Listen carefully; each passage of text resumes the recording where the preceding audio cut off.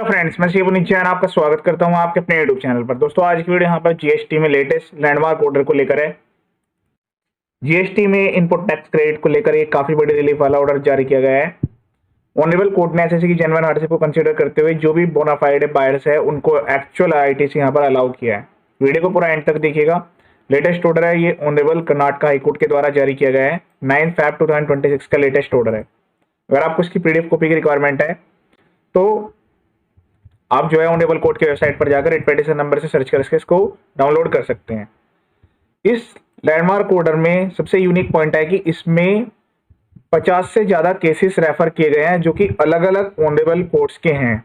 तो आप अगर किसी भी स्टेट में यहाँ पर बिलोंग करते हैं और आपको सप्लाई डिफॉल्ट की वजह से इनपुट टैक्स क्रेडिट डिसअलाउंस का नोटिस आ जाता है कि आपने जो है सेक्शन 16 सबसेक्शन 2 क्लोज सी का वायलेशन किया है, तो आप जो है इन वाले केसेस को रेफर करके अपने फेवर में केस को ला सकते हैं। आपके जो नोटिस ऑर्डर्स है वो इनवैलिड हो सकते हैं। वीडियो को पूरा एंड तक देखिएगा, ध्यान से समझिएगा।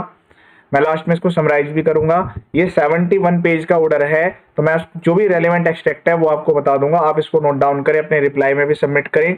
और अगर अपील में जा रहे हैं तो ऑर्डर्स में जो भी आपके डिफेक्ट्स हैं उनको जरूर मेंशन करें। इससे आपके फेवर में केस आने के चांस काफी ज्यादा होंगे।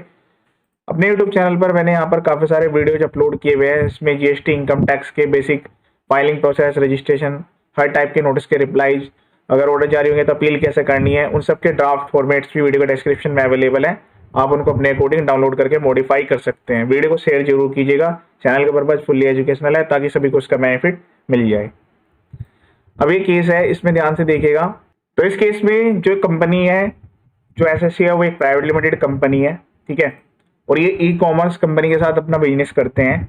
इनको जीएसटी में नोटिस जारी हुआ जिसमें सप्लाई डिफॉल्ट की वजह से इनके ऊपर डिमांड आ गई कि भाई आपको जो है टैक्स इंटरेस्ट पेनल्टी के साथ जमा करना होगा, ठीक है। ऑनरेबल कोर्ट से इन्होंने रिक्वेस्ट किया है कि ये जो ऑर्डर जारी किए गए, नोटिस जारी किए गए हैं, वो डायरेक्टली कोर्स किया जाए। और इन्होंने कॉन्स्टिट्यूशनल वैलिडिटी को चैलेंज किया है सेक्शन 16 सबसेक्शन 2 क्लोज सी की, कि जो प्रोविजंस हैं ये वायलेटिव नेचर के हैं कॉन्स्टिट्यूशन ऑफ इंडिया। इसके रिगार्डिंग ये रिट पिटीशन फाइल किया है। तो सबसे पहले मैं आपको कंफर्म कर देता हूं कि जो सेक्शन 16 सबसेक्शन 2 क्लोज सी है वो तो वैलिड ही है, उसको वैलिड यहाँ पर कहा गया है और वैलिड ही कंसिडर किया गया है। वो ये नहीं है कि भाई वायलेटिव है। उन्होंने रिक्वेस्ट की थी ऑनरेबल कोर्ट से कि डायरेक्शन दे दी जाए कि जो क्लोज है ये इनवैलिड है। तो ये इस पर तो जो है ऑनरेबल कोर्ट ने सेम वही व्यू लिया जो कि अदर ऑनरेबल कोर्ट्स की तरफ से आया है। और ये जो क्लोज है ये एज इट इज वैलिड रहने वाली है। लेकिन इसको रीड कैसे किया जाएगा, बोनाफाइडे जो भी बिजनेसमैन है उनको कैसे अलाउ किया जाएगा, वो सबसे मेन पॉइंट है। Alternatively issue a rate of mandamus, जहां पर सेक्शन 16 सबसेक्शन 2 क्लोज सी को इस मैनर में अलाउ किया जाए ताकि वो आईटीसी जो है बोनाफाइडे रेसिपिएंट को अलाउ किया जाए। तो इन्होंने दोनों ही यहाँ पर पॉइंट रखे थे। पहले वाला जो पॉइंट है कि भाई ये जो है कॉन्स्टिट्यूशनली वैलिड नहीं है, वो तो अलाउ नहीं किया गया। ये वाला जो पॉइंट है इसको अलाउ कर दिया गया है कि जो भी अगर किसी भी सप्लायर का डिफॉल्ट होगा या वो अगर टैक्स पे करने में लैप्स कर जाता है तो जो बायर है उसकी क्या मिस्टेक है इसमें, ठीक है। फिर इसके बाद इन्होंने ऑर्डर डायरेक्शन, जो कि यहाँ पर ये जो रूल है 36 रूल 4, इसके रिगार्डिंग भी इन्होंने कहा कि इसको भी जो है वॉइड कंसिडर किया जाए। और जो भी इसकी, क्योंकि अल्ट्रा वायरस है टू द सीजीएसटी एक्ट, और इसको भी अनकॉन्स्टिट्यूशनल डिक्लेयर किए जाए। लेकिन इसको भी एज इट इज वैलिड रखा गया है जो रूल है। उसके अलावा बाकी जो भी अदर ऑर्डर्स हैं उसको यहाँ पर रिक्वेस्ट की गई है ऑनरेबल कोर्ट के बिफोर, जो भी इनके अगेंस्ट में डिमांड ऑर्डर जारी किए गए उनको जो है कोर्स किया जाए और किसी भी टाइप की रिकवरी से इनको जो है मतलब बेनिफिट दिया जाए। कोई भी इनके अगेंस्ट में कोर्सिव एक्शन ना लिया जाए रिकवरी के रिगार्डिंग। और जो भी ऑर्डर्स हैं तो उनमें जो है जो भी प्रोसीडिंग्स है उसको स्टे किया जाए। इसके रिगार्डिंग यहाँ पर जो है इन्होंने रिक्वेस्ट की है। और जो भी अदर रिलीफ ऑनरेबल कोर्ट की तरफ से उनको सही लगता है वो यहाँ पर जारी की जाए। अब जो केस है, मैटर कुछ इस टाइप से था। पेटिशनर है वो एक कंपनी है, रजिस्टर्ड है जीएसटी में। पेटिशनर जो है बिजनेस प्रोवाइड करते हैं लॉजिस्टिक्स सर्विस का, ठीक है। और ट्रांजेक्शन है ऑनलाइन, जो market place company, e com company है, फ्लिपकार्ट इंटरनेट प्राइवेट लिमिटेड। और ये जो लॉजिस्टिक की सर्विस है प्रोवाइड करती है, पैकिंग, फ्रेट आदि जो भी यहाँ पर सेक्टर सर्विसेज है वो प्रोवाइड की जाती है। पेटिशनर जो है वो यहाँ पर जीएसटी में रजिस्टर्ड है और मल्टीपल अलग अलग स्टेट्स में भी वो रजिस्टर्ड है, अदर यूनियन टेरिटरीज में भी रजिस्टर्ड है। अब जो ये केस है वो इनका स्टेट ऑफ कर्नाटका का है, ठीक है।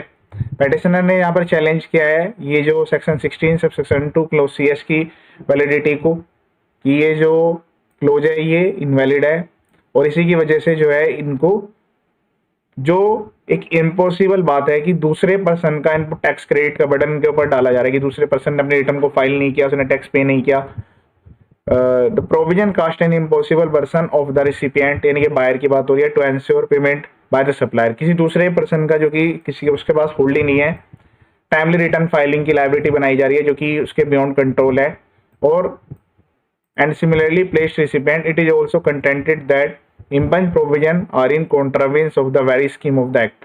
कह रही है एक्ट का जो रियल नेचर है, जो पर्पज था, वो यहाँ पर डिफीट हो रहा है। They seek to the shift the entire owners of the recipient of the goods or service or both including the obligation which is cast in supplier, thereby rendering the impunged provisions manifestly arbitrary, जो कि ये कह रहे हैं कि constitution of India के against में है।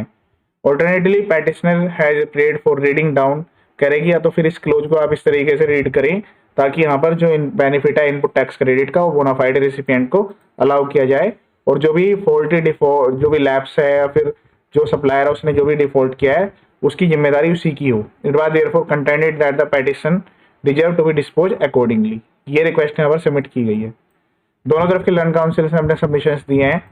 उन्होंने यहाँ पर अलग कंटेंशंस को भी रिपीट किया है, जो इन्होंने रिप्लाई सबमिट किए थे उनको भी यहाँ पर इन्होंने सबमिट किया है कि SSC के बिफोर जो अधिकारी है प्रॉपर ऑफिसर उनके बिफोर भी इन्होंने सबमिशंस दिए थे। They submitted that bonafide purchase recipient of goods और service such as petitioner can not be penalise, इसको पेनलाइज नहीं किया जाना चाहिए एक सप्लायर के डिफॉल्ट की वजह से, and ITC can not B deny, और ITC को यहाँ पर डिनाई नहीं किया जाना चाहिए केवल इस बेस पर कि वही सप्लायर ने डिफॉल्ट कर दिया विदाउट वेरीफाइंग द जेन्युइननेस। ये पॉइंट नोट करें, ये प्रॉपर ऑफिसर की जिम्मेदारी है कि वो जो है ट्रांजेक्शन्स की जेन्युइननेस को चेक करें। It is also submitted that it was impermissible in law to compel a person to the impossible and such impossible condition need to be complied। तो ये जो कंडीशन है ये जो है SSC के ऊपर जबरदस्ती यहाँ पर जो है इम्पोज की जा रही है, जो कि एक इम्पॉसिबल चीज है। Need not to be complied with or followed by the petitioner since the said unforeseen circumstances were beyond the control of the petitioner and similarly placed SSC। It was further submitted that genuine tax credit payable available in favor of the petitioner similarly identically situated person was a vested right। ये तो honourable supreme court का भी order है कि जो ITC है वो एक आपके वेस्टेड राइट के अंतर्गत आता है, and indefeasible right and the same can not be taken away to the lapse fault of the supplier. Supplier fault की वजह से इनको ITC डिनाई नहीं होना चाहिए। Learn senior counsel would alternately submit that various high courts have read down, जो honourable courts के अंदर ऑर्डर्स आए हुए हैं उनकी बात यहाँ पर हो रही है जिसमें ITC को बोनाफाइड रिसिपिएंट को अलाउ किया गया है। पेटिशनर जो है अगर कंप्लाई करता है सेक्शन 16 सबसेक्शन 2 की कंडीशंस को, तो जो डिफॉल्ट है या फिर उसने नॉन पेमेंट नहीं किया है गवर्नमेंट सप्लायर के द्वारा, तो जो स्प्लिट पेटिशन को उसी के बेस पर अलाउ किया जाना चाहिए। अब इसमें ध्यान से देखिएगा, इसमें जो केस लो हैं वो काफ़ी सारे केस लो सबमिट किए गए हैं जो SSC की तरफ से लर्न काउंसिल है, तो 50 से ज़्यादा केस हैं। तो आप एक बार चेक करें, अलग अलग स्टेट वाइज केस है। ये ऑनरेबल दिल्ली हाई कोर्ट का केस है, ये जो है असम का एक केस है, उसके अलावा ये मतलब मल्टीपल स्टेट्स के आपको स्टेट देखने के लिए मिलेंगे। रिसेंटली भी honourable Tripura high court, honourable Guwahati high court के द्वारा भी ऑर्डर जारी किया गया है। तो ये सारे के सारे केस लो ऐसे हैं जो कि आपको आपके फेवर में केस लाने में काफ़ी ज़्यादा बेनिफिट देने वाले हैं। इसमें कुछ वैट के केस भी हैं और उसके अलावा कुछ GST के केस भी है। तो आप एक बार चेक कर ले, जो रिलेवेंट GST के केस है वो तो डायरेक्टली एप्लीकेबल। बाकी अभी जितने भी लेटेस्ट केस आएंगे उसके रिगार्डिंग मैं वीडियो अपने YouTube चैनल पर अपलोड कर दूँ। तो इसमें जो भी लेटेस्ट केस है वो आपको मेंशन जरूर करने हैं। आप स्पेसिफिक स्टेट स्पेसिफिक भी एंटर कर सकते हैं। अगर आपके स्टेट में ऑनरेबल कोर्ट का ऑर्डर नहीं आया है तो स्टेट के भी आप यहाँ पर मेंशन कर सकते हैं। इससे आपके फिर केस में जो है आपके पॉइंट्स जो है इंक्रीज हो जाएंगे। तो ये जो है काफ़ी ज़्यादा यहाँ पर जो है केस लो सबमिट किए गए हैं और ऑनरेबल कोर्ट ने इनको एक्सेप्ट भी किया है। ये 70+ जो केस है यहाँ पर दिए गए हैं। Learn council for the respondent, जो डिपार्टमेंट की तरफ से लर्न काउंसिल है, उन्होंने यहाँ पर इस बात को रिपीट किया कि इसके रिगार्डिंग जो है काफ़ी सारे स्टेट्स में ऐसा ऑब्जेक्शन और काफ़ी ज़्यादा चीज़ें जो है वो सबमिट की गई है। That there is no merit in the petition. उन्होंने रिक्वेस्ट की कि इस पिटिशन में कोई मेरिट नहीं है और इसको जो है डिसमिस कर देना चाहिए। I have given my anxious consideration to the rival submissions. Honourable court ने जो भी जितने केसेस हैं उन सबको यहाँ पर रेफर करते हुए एक एक केस लो को प्रॉपरली इसमें डिस्कस किया गया है। तो ये जो है 14 से लेकर 71 पेजेस जो है वो अलग अलग केस के रेफरेंस के हैं कि इसमें डिसीजन आया है, दूसरे कोर्ट ने ये व्यू लिया है, तो वो सारी चीजें यहाँ पर जो है दी गई है। अब आपको इसमें लास्ट में लेकर चलता हूँ। इसमें हैवी अमाउंट थी अलग अलग ऑनरेबल कोर्ट की तरफ से, करोड़ की डिमांड थी जो को डायरेक्टली कोस हो गई थी। अब इसमें जो है लेटेस्ट जो ऑर्डर आया हुआ था ऑनरेबल त्रिपुरा हाई कोर्ट का था, फाइनल ऑर्डर एक बार देखिएगा। Petition is hereby disposed of the in terms of the judgement of the honourable Guwahati high court. तो ये गुवाहाटी हाई कोर्ट का एक लेटेस्ट ऑर्डर है, इसके रिगार्डिंग में मैंने वीडियो अपने यूट्यूब चैनल पर अपलोड किया हुआ है, इसमें भी डिटेल डिस्कशन हुआ था। उसके अलावा ये ऑनरेबल त्रिपुरा हाई कोर्ट का है, ये भी साइल एंटरप्राइज का केस था, ये तो मैंने अभी अपलोड किया था पिछले महीने यहाँ पर जो है इसके रिगार्डिंग वीडियो, तो ये भी काफी डिटेल में वीडियो है, तो उसी को यहाँ पर जो है same as it is consider कर लिया गया है।